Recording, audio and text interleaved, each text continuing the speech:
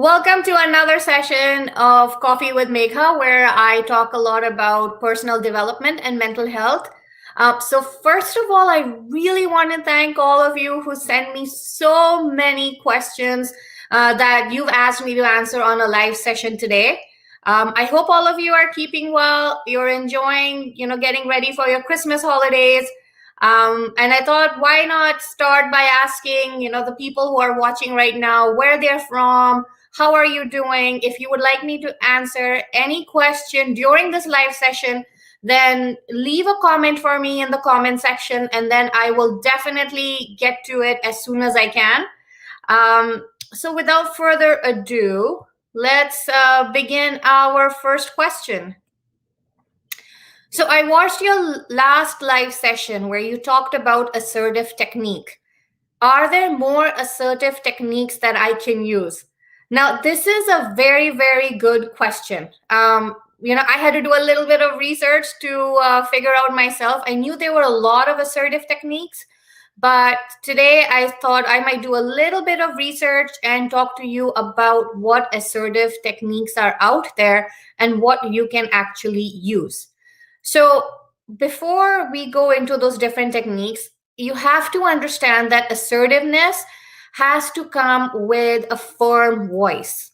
So before you begin even asserting yourself, you need to have a lot of non-verbal cues in place so that you don't come out as being aggressive. So the first basic assertion technique that I want to talk to you about is called basic assertion. So this is when you're just making statements clearly about your needs, wants, and opinions and beliefs. And most of the times, this assertive technique is going to start with I statements. So, for example, I need to be away by 5 o'clock. So, you're not giving a chance to the other person to, kind of question your want of the hour. So that falls under your basic assertion technique. Next, you have an empathetic assertion technique. And this is when you are trying to understand the person's feelings in front of you, but at the same time, you are also trying to assert yourself. So that basically comes about being more mindful of the person who you are talking to. And some example of an assertive technique include, I know you're having a tough moment right now, but I'd like to make a request of you.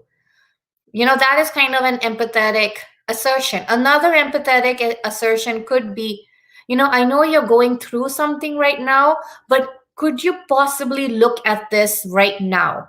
So empathetic assertion is kind of taking into account the other person's feelings. So you have to assert yourself in an empathetic assertion by emphasizing the word but. So, for example, again, I wish, I know you're going through something very, at this very moment, but I really need you to focus on this. So you can see how this kind of lines up. The next one is a consequence assertion technique. Now, this is the strongest form of assertion technique, and I kind of don't recommend using this a whole lot. And this is because it kind of attaches a consequence with it, which is generally like a negative consequence. So this could be more like, I don't want to see you doing this again. Otherwise, this could happen. I'm sure most of you have used this with a lot of your children. When they're being naughty, you would probably see them and look at them and say, hey, don't do this again. Otherwise, you're going to go into timeout, right? So that is a consequence assertion technique. So it is important to know that a consequence assertion technique, though used, is not recommended when you are talking to somebody in a professional realm. So be mindful of where you're using this consequence assertion technique. Now, the next one is called a discrepancy assertion technique. And this is mostly used in, corporate areas where you're kind of trying to figure out where a discrepancy happened and you're trying to get answers. So it kind of goes like, I kind of thought I told you to do this, but you instead did this. Can you kind of explain to me why this happened? So this is a discrepancy assertion technique. And most of the times it's also used, for example, with your own children. So when you're watching, when you're seeing them do stuff and you're trying to figure out why they did something, then a discrepancy is also put into place. Now, a negative feelings assertion technique is kind of letting this other person know that you've hurt them. So a negative feelings assertion comes in when you're trying to give them a reason about why something happened. How did it make you feel, and what can you do about it? So, for example, when you come home late without telling me before, I worry that something is wrong and I feel angry. I would really appreciate it if you could let me know beforehand or just give me a call. So, this is a negative feelings assertion technique.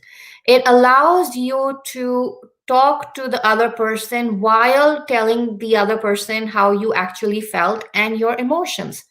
So, negative feelings assertion is one of the best techniques to use, especially when you're going through something and you want to talk about it with the other person sitting in front of you. Then you have the broken record, which is kind of the last technique. And this kind of is the one that you use for people who are very persistent and want you to do something. So, a broken record assertive technique looks like this. So, say if somebody is asking you for money and you look at them and say, I can't give it to you right now. And this other person says, well, I will pay you back. So, you assert yourself back and say, I really cannot give you money right now. And then they'll say, but I will pay you back in 3 days. I know you need money, but I really cannot pay you right now. I cannot give you money right now. So that is a broken record. You kind of repeat yourself again and again and again in a broken record assertive technique. So you have to also kind of remember that when you are being assertive, you also need to be mindful about your nonverbal cues. So you need to know that even though you're being assertive, that you do not come out as being aggressive. So you have to make sure that maybe when you're talking to somebody, how your tone of voice is at that given moment. Are you being mindful about their feelings? Are you talking to them and looking, making eye contact and not getting your arms folded? Because if you fold your arms, assertive techniques basically go into being more aggressive. So you need to understand that when you're doing an assertive technique, your nonverbal cues, matter as much as your verbal cues. So I hope this kind of helped answer your question. I wanted to thank you for watching my last session where I did talk about assertive techniques. And I hope that you got a better understanding of how many different techniques are there that you can use and start of, make yourself more, assertive in certain situations. All right. The next question I have is, what is emotional intelligence in leadership and how can I leverage it for an interview that I'm going for? This is a very, very good question. And I'm really happy that you asked this because this is something that I've seen a lot in a lot of my social media platforms. A lot of the leadership gurus are talking about emotional intelligence in their leadership, in a lot of their, talks that are happening. So, to help you understand this a little bit better, I also did a little bit of research on this question. And I thought it would be best to kind of have this on the screen so that everybody can read it. So, what is emotional intelligence? So, if emotional intelligence is actually referring and identifying a person's own emotions, but at the same time is also mindful of the person's emotions in front of them. So, emotional intelligence is when you learn to manage your own emotions and then you also manage somebody else's emotions during that whole conversation that you're having with them. Now, a lot of leaders are currently using emotional intelligence as kind of like their organizational development structure because you can't always rely on your hard skills to lead. You also need to rely on your soft skills. And this falls under the realm of a soft skill where you are talking about the person's feelings, emotions, behaviors, having an open conversation without being judgmental. So when you are leading a team, it is very important for you to be not only aware of how you feel about the person sitting in front of you, but also being mindful about what they are thinking of you. Now, there are different levels of emotional intelligence. The first one is called perceiving emotions. The first step to any emotional intelligence or EQ is to understand what the other person is going through. And in many cases, that might involve, understanding nonverbal signals in, such as body language or their facial expressions. Secondly, the next level of emotional intelligence is reasoning with emotions. So if you are seeing somebody angry with you, I mean, if you're in a leadership role, it doesn't make sense that you also kind of lose your cool. So you have to kind of reason with the person's emotion, kind of understand where they're coming from, what made them feel as if the team was not working. Because if you are planning to go into a leadership role, it makes sense for you to be mindful again about what the person felt and why did they feel this way. The next is understanding emotions. Again, they're kind of related. So if somebody is feeling sad and is not living up to, say, their quotas or their, whatever it is that is the metric for your company, then you need to understand maybe something is happening at home. How can you help them better? Is their mental health kind of work, is not up to par to what the company needs? So you need to understand all of those emotions and make sure that you are kind of tuned into the person as a whole and not as what they are presenting to you at the moment. Next is managing emotions. And again, it's the same thing. This is the most critical part of a leader. If you are seeing somebody go through something, don't be judgmental about it. Try and figure out why they are behaving a certain way or what it is that is making them, not do their work properly. Um, so emotional intelligence is basically a way for you to kind of accept criticism and responsibility, not only of yourself, but maybe of your team as well. It is the ability to move on after making a mistake. Now, this is very important. If you make a mistake and you get stuck in it, and especially if you're going for a leadership role, like you mentioned in your question, then you have to accept that you made a mistake and kind of let your team know that you made a mistake, and it is fine. The team is going to be more open about it and kind of come together and help you solve the problem rather than make you kind of stay with your mistake. Next, being able to say no when you have to. This is a key critical component of emotional intelligence. And why is that? Because as being a team leader, you have to be more aware of when you have to say no. When is it necessary for you to lead the team with the company's goals? Is the person being reasonable when they're asking you for something? So saying no at the right moments is key for being emotionally intelligent. Next, being able to solve problems in ways that work for everyone. Now, because you're working with a team, everybody's personality is going to be different. So you need to learn how to solve those problems. You need to know how to work with everyone and use everyone's personality, together. How can you leverage somebody's strengths and make them move forward? Next, having empathy for other people. Now, this is key. Again, it comes back to understanding people's emotions.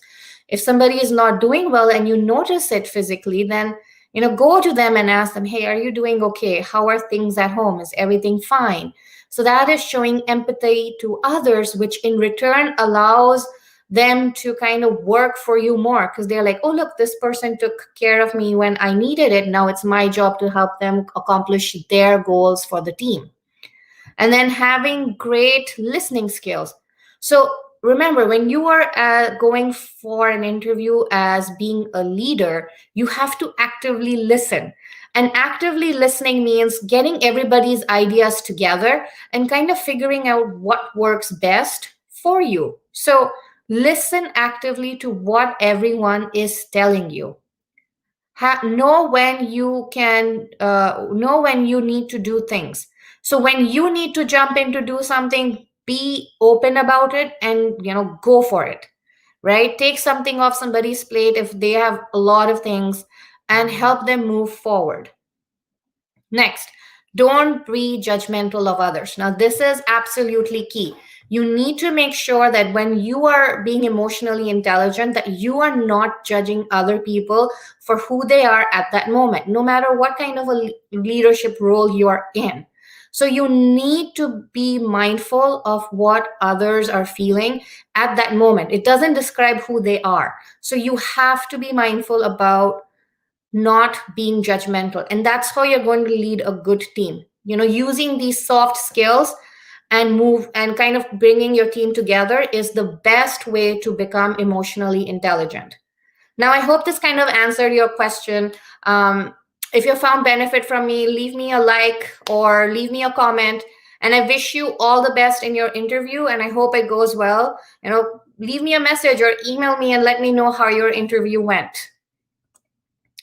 So the next question I have is, what is the most important skill to have if you wish to become financially and mentally successful in life? I am 13 and thinking about my future. Oh, that is so sweet. I'm so happy that you're thinking about your future, and you're trying to figure out how you can become mentally strong and how to become financially strong. So I'm going to start first with how to become mentally successful in life. The first advice that I can give you is be yourself. Do not change yourself for what you think the world requires you to be. Be who you are. That is one of the most important skills that anybody can learn, is not to change who they are for something that they don't believe in. Stick with your values in life. Stick with your beliefs in life. That is what is going to keep you mentally strong. If you don't believe in something, then don't do it, right? That is what's going to build confidence in you. If you've made a mistake, become resilient in life, which means learn from that mistake and take it forward. So that is what you need to learn mentally. Get confident by being in your own skin. Don't let your self-esteem or ego come into play. Be comfortable in your own skin. That is a key for having mental success in life, is being who you are. Second, like the next thing that I can think of to kind of help you become mentally successful is always write kind of a gratitude journal. Now, if you've seen any of my other live sessions, I am kind of I like journaling. So I recommend people to do a gratitude journal. Writing a gratitude journal is kind of a way for you to be in the present. It allows you to think about what you have in life that brings you joy and content, and kind of living in that present moment. That is something that I've seen helps a lot of people stay grounded and mentally strong when they know that they're living with an attitude of gratitude. So do all of these things and you will see a certain change in yourself. Now, how do you become financially more successful? It all depends on uh, kind of your goals for life. Right? You're 13. So you need to first figure out which path or career path suits you the best. And then go for it. Go for that, like, that freedom of doing what you want. Because if you like what you want, you will do well in it. And that will make you financially strong, because your heart is going to be into it. You're going to push yourself more, and that is how you're going to become financially successful. And one of the other things that kind of my parents told me this a long time ago is save. Save money. In order to become successful and financially strong, learn to save money. Whatever you're earning, put something aside and make sure that it goes into your savings account, so it becomes like your backup whenever the need arises. So all of these things together are important life skills for you to learn. And you're only 13. So I'm kind of glad that you're thinking about your own future. So I hope this kind of helped answer your question. And wishing you all the best and in your future. And I hope you find something that you're really passionate about, that allows you to have faith in yourself and the whole process, and fulfill your financial goals, and also let you live a more happier life. All right, I'm just going to take a quick coffee sip, and then we're going to move on to my next question. How can I use social media without feeling jealous and comparing my life to others? Now, this is such an important question, especially in today's world, and it deals a lot with, your own personal development. Social media has kind of made us believe what pictures show us. If you see a happy couple, posting pictures, you automatically assume that that couple is happy. We don't know what's happening in the background. So you need to be more mindful about, not taking social media at as is. You need to figure out, you know, not falling into the trap of, thinking that a lot of other people are feeling happier than you. Social media is very, very good in making you feel that you are less. And a lot of people's self esteem kind of gets attached to, say, for example, how many Facebook likes they got, or how many people liked their Instagram post, or how many people responded to their Twitter post.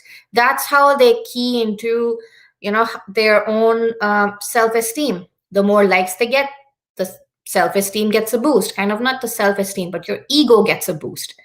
What happens when nobody likes your post? Then that ego, because doesn't get fed, and you feel as if nobody likes you, and then you start feeling jealous and you compare yourself. In order for you to not feel any of this, you know be comfortable in your own skin. It is important to not feel jealous of others when you know who you are. It will only benefit you when you understand your own self, your own happiness. So, feeling jealous and comparing your life to others only brings you down, because you're looking at pictures on social media. And that is not going to benefit you or your self esteem. So, believe in yourself, believe in your values. Everything in your life is what you need to make you happy. Whatever you need is there right now in your own life. So don't compare it to somebody else's life, because you don't know what they're going through. People post happy pictures, and then at the same time, they might be having a lot of troubles in their personal life. So don't compare yourself to others. Compare yourself to who you are right now and how you can make yourself better by, building necessary skills in yourself. So use social media, kind of enjoy it, but don't rely on it for your self-esteem.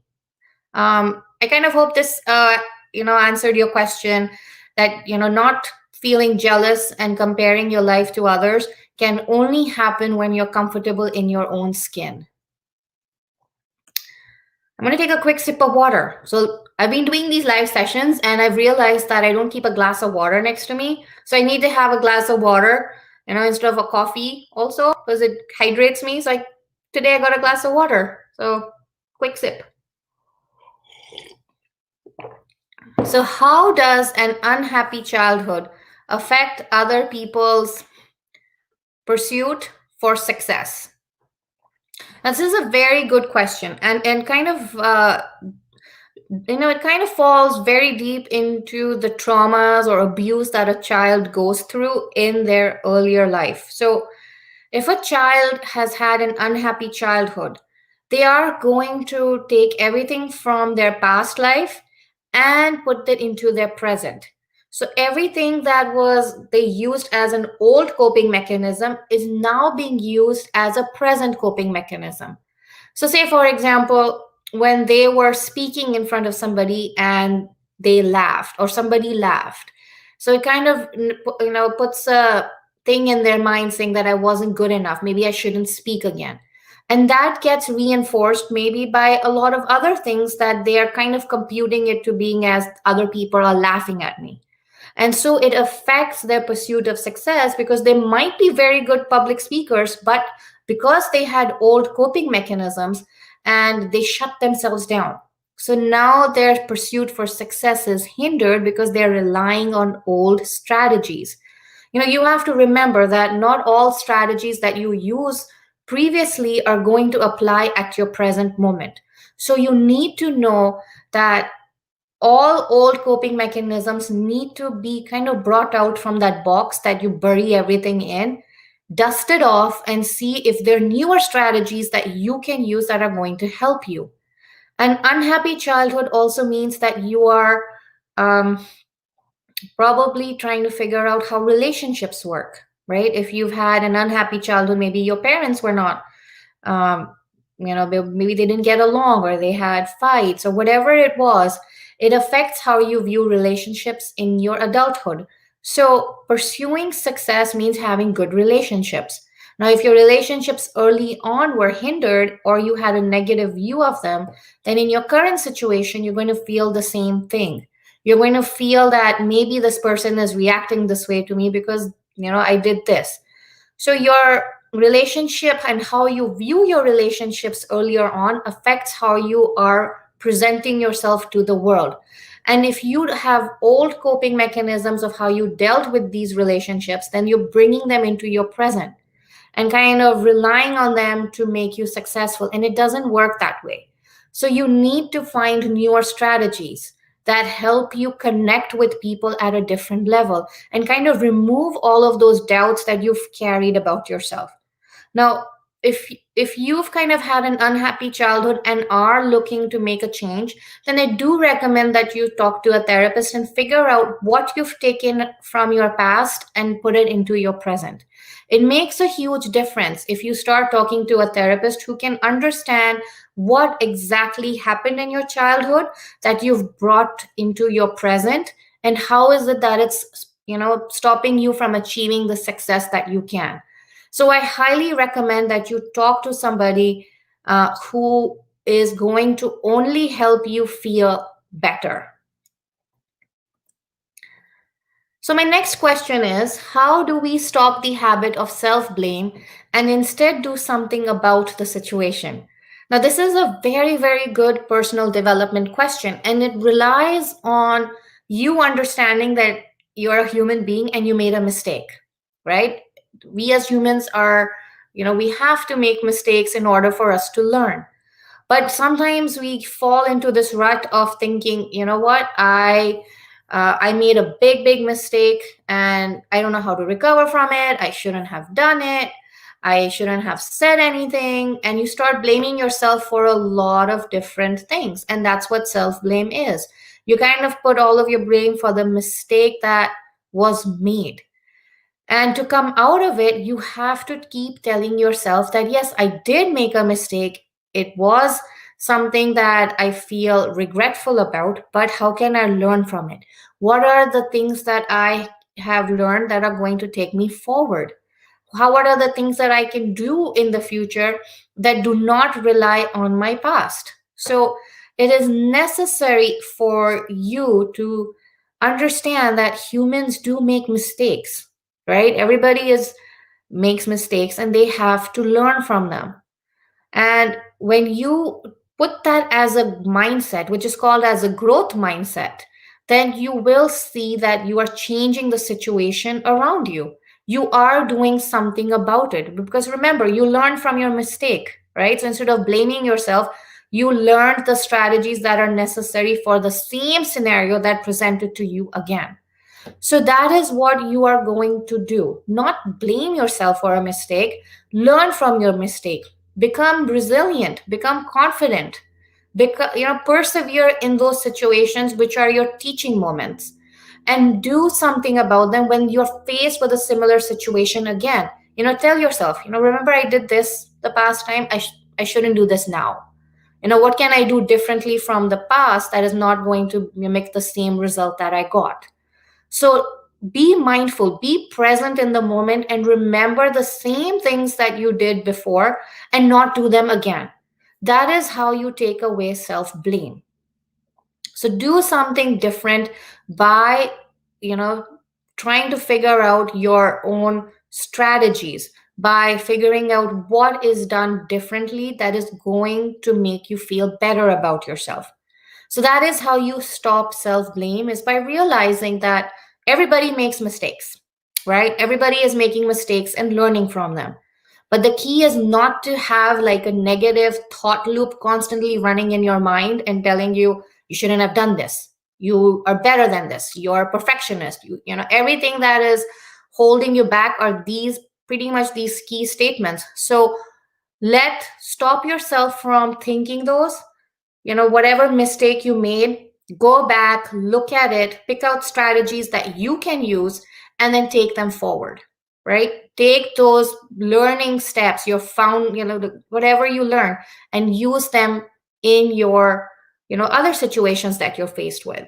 So I kind of hope that this answered your question and you understand that not having the habit of self blame is by talking to yourself, grounding yourself, and telling yourself that, you know, it was a mistake. I did it. Now I need to move on. So, I read your blog on your website about is quitting that bad? What good has quitting brought to your life?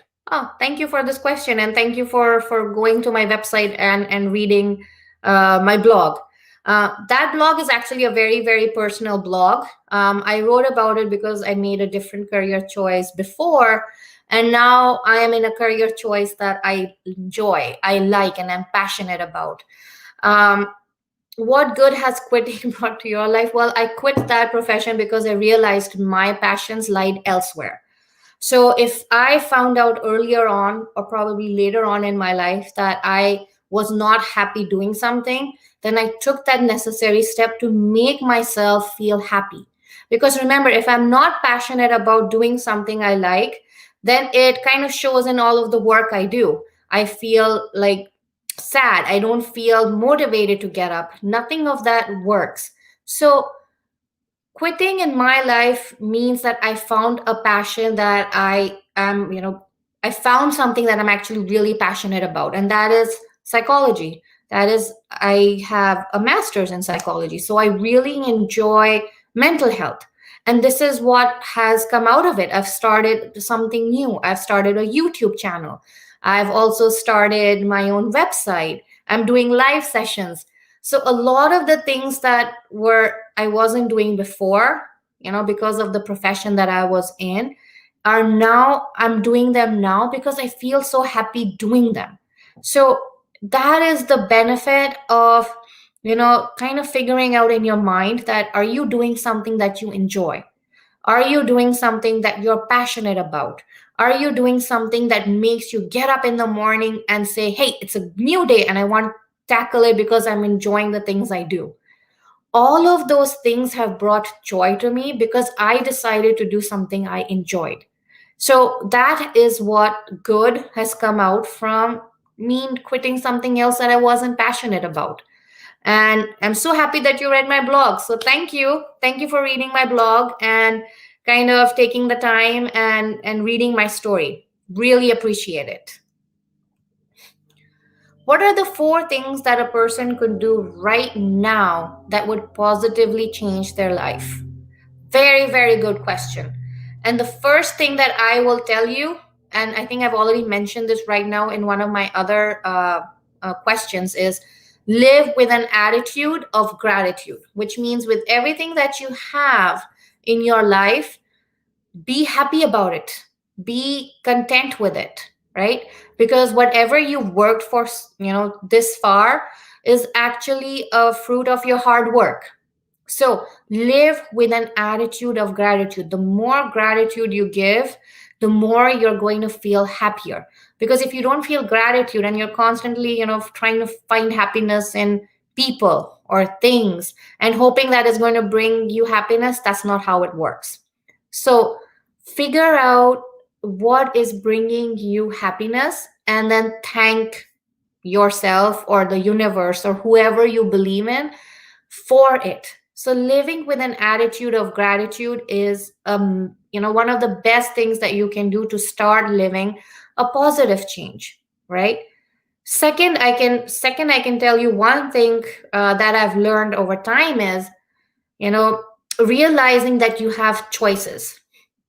Now this comes from like my own personal life is once I've made a decision, I kind of weigh it out by knowing I have 2 or 3 choices in my life and I go for it. And once you figure out you have choices, you start to live a more positive life instead of thinking to yourself, I'm stuck in a place and I can't do anything. So move yourself forward by telling yourself that you have choices. For example, if you're stuck at this very moment, close your eyes and think about the choices now that are present to you right in front of you. Is it door A that is going to bring you happiness, or is it going to be door B that is going to bring you a happiness? What is it that is going to truly bring you happiness is the choice that lies in front of you.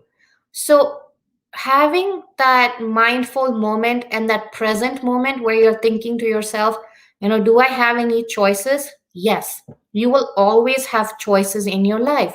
So believe in those choices. And that is also going to bring a positive impact in your life by believing that, you're not stuck, right? By taking yourself out of this loop and telling yourself, I'm not stuck at this moment. I have a choice to do something and take my life forward. Even though this choice wasn't, I didn't go along with it, it just happened. But now I can do something about it and bring that change. That brings a positive change in your life. Next, I also think giving time to self care is really important in life. So give yourself at least an hour a day to do something that uh, is good for you. That brings a positive change in yourself. You're breaking your routine and moving forward. So if you're breaking a routine and moving forward, doing something that makes you happy brings a positive change. Because remember, everybody requires a little bit of time to themselves to gather all of their thoughts, feelings, and emotions and process them. So have a time to yourself for self care. And it is important to do it for your own good, to keep you grounded, to understand what it is that you need at that very moment in your process of self-care. Do you need physical exercise as part of your self-care?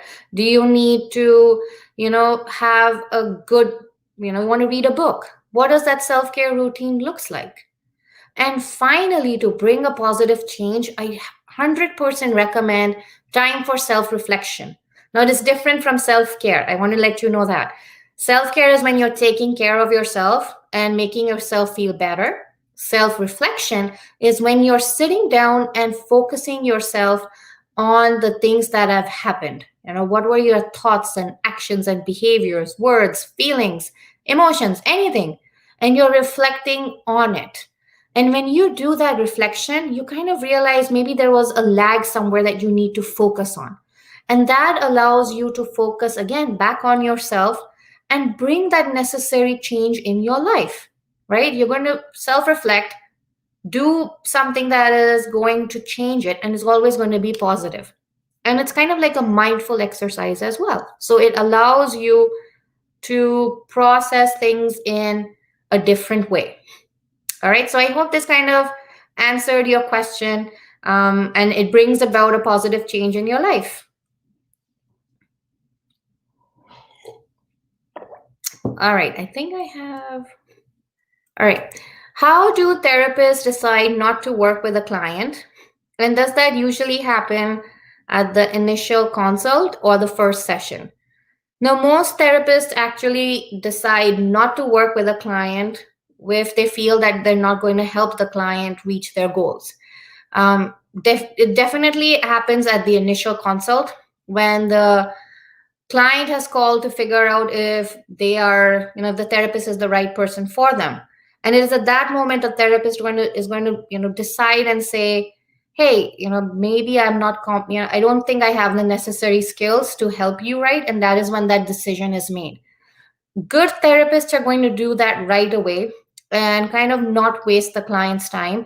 I have seen some therapists that would take the client on and then they don't find benefit from it. And then later on in the sessions, they would probably say, this is not a good fit.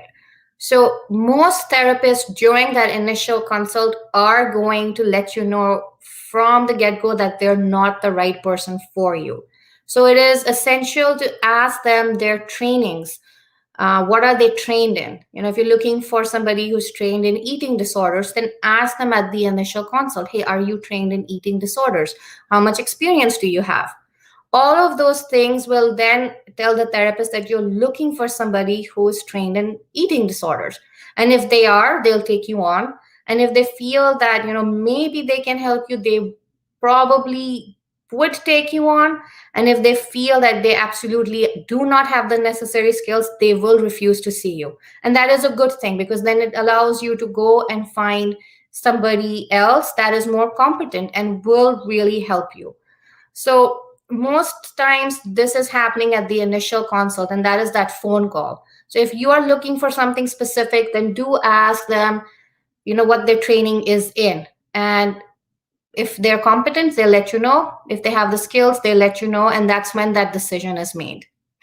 So I hope this answers your question. If you are looking to find a therapist, do it. Ask them their skill set, their trainings, how much experience they have, and then meet them for that initial first session and see if you feel that that therapist is connecting with you. Because remember, it has to be a two-way street. So if you feel that you've connected with the therapist, then that's good. That means you are going to see benefit from your therapy sessions. And if you don't feel that you've connected with your therapist in that first session, then go ahead and find somebody new till you resonate with somebody that you gel with. So I kind of hope this answered your questions. Most therapists will, in the initial consult, let you know if they have the necessary skills to help you or not help you. Next question. I'm thinking about therapy and I've never talked to anyone. I am used to handling things on my own. Aren't people who go to therapy weak? This is the biggest misconception that I've heard.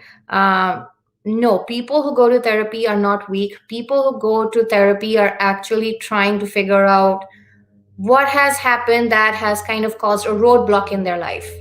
So, going to therapy allows you to process a lot of different things and figure out what it is that you need to move yourself forward in life.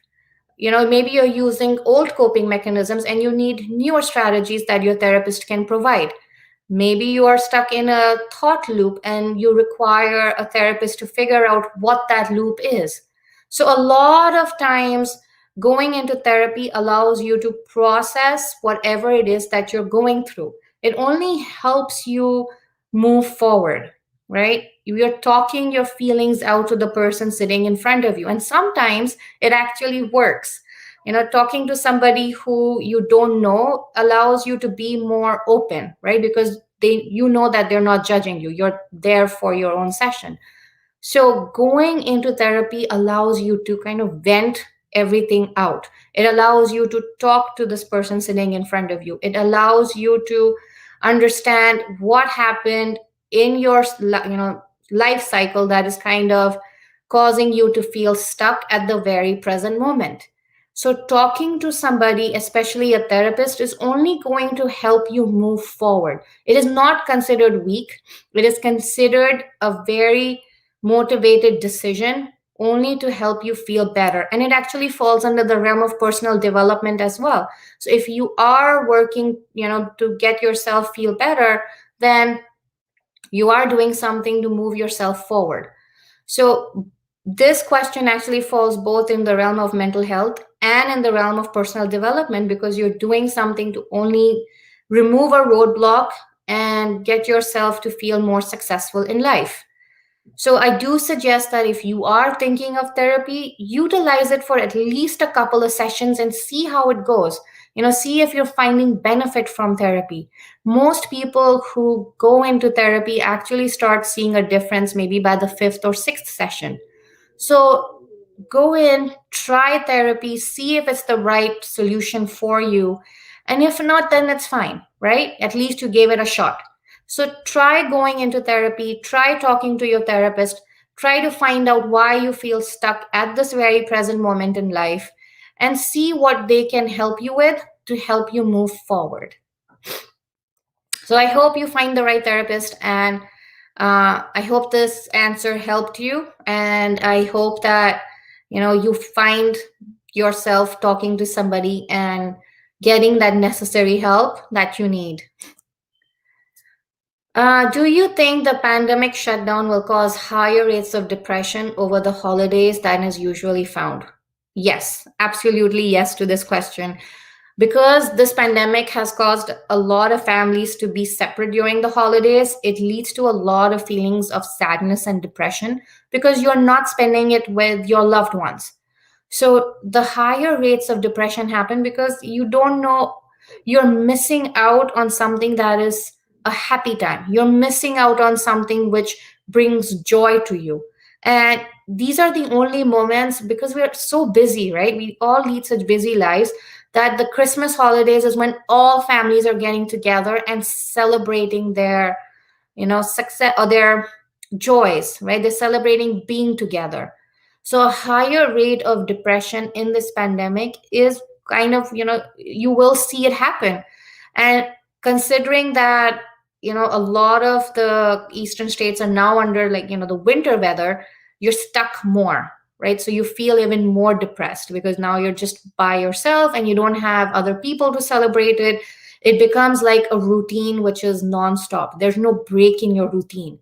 So that leads to an added layer of many people feeling depressed because now there's no break in that routine. It's one day after the other.